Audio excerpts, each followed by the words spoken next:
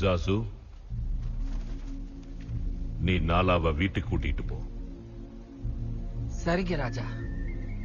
அவனை ரொம்ப திட்டிராதீங்க. ஏன்னா இதே மாதிரி பிடிவாதம் பிடிச்ச ஒரு குட்டிய எனக்கு ரொம்ப நல்லா தெரியும். அப்பா அது அறந்த வாலு. ஆனா இப்போ ஊரே மதிக்கிற பெரிய ஆளு. அது யாருன்னு உங்களுக்கே தெரியும். என் மகனுக்கு நான் சில விஷயங்களை புரிய வைக்கணும்.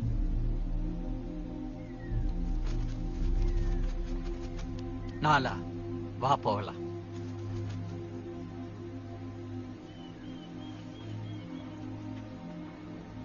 சிம்பா,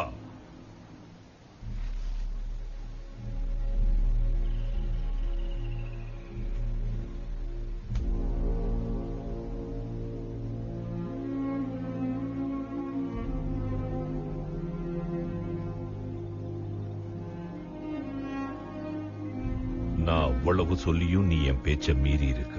தெரியாம பண்ணிட்டேன்ப்பா. விட்டு இருந்தா இன்னைக்கு உன்னை கொன்னு இருப்பாங்க. அதை விட பெரிய தப்பு நீ நாலாவையும் இந்த ஆபத்துல சிக்க வச்சதுதான். இதெல்லாம் எங்க போய் முடியும்னு யோசிச்சியா? நம்ம கௌரவ பூமியோட எதிர்காலத்தையே நீ கேள்விக்குறியாக்கியிருப்ப. நானும் உங்கள மாதிரி இருக்கணும்னு நினைச்சேன்ப்பா. அதை உங்களுக்கு காட்டணும்னு ஆசைப்பட்டேன். வீரத்தை எப்ப காட்டணுமோ அப்பத்தான் காட்டணும். அதுதான் புத்திசாலித்தனம். ஆனா நீங்க என்னைக்குமே பயந்தது இல்லையே. இன்னைக்கு பயந்த. நிஜமாவா? ஆமா, உன்னை இழந்துடுவேணும்னு பயந்த. ஒரு ராஜாவுக்கு கூட பயம் வருமாப்பா? நீ நினைக்கிறத விட அதிகமாவே. ஒன்னு சொல்லட்டுமாப்பா? என்ன?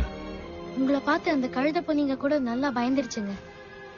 பின்ன இந்த காட்டுக்கே ராஜா நான் சும்மாவா? சரிவா போலாம்.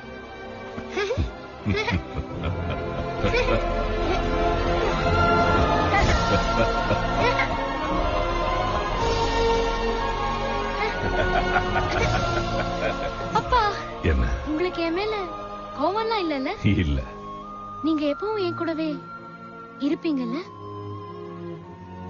சிம்பா, எங்க அப்பா என்கிட்ட சொன்னதை இன்னைக்கு நான் உன்கிட்ட சொல்ல போறேன்.